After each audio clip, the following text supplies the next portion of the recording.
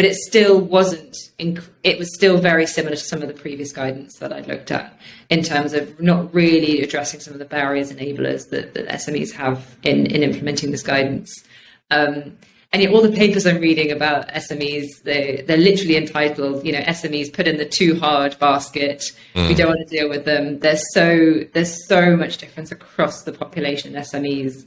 I'm probably going to be working in professional services, but I'd love to work, in hairdressing. How do hairdressers make sure they're managing their mental health? And they have people who often use it as a form of therapy, and they'll sort of disclose certain things. How are they managing that?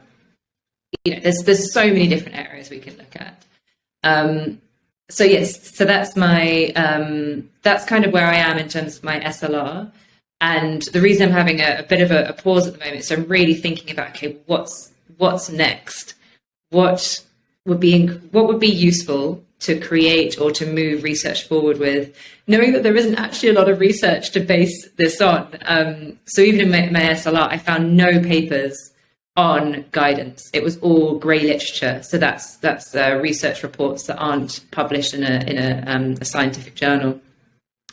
So I think it will be something around co-creating guidance with SMEs, most probably in the Bristol area, looking to develop something that's really, I'm hoping to take an action research approach and a positive approach as well. So rather than saying, these are the guidance, why can't you do these? What are the barriers? Going, okay, as an SME, what's helpful? This is the conservation of resource theory.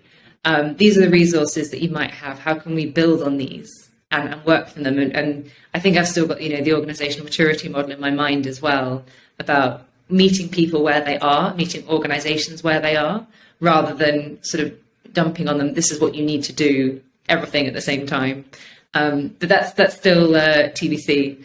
I can come back on your third anniversary and give you some more background into where I've got to.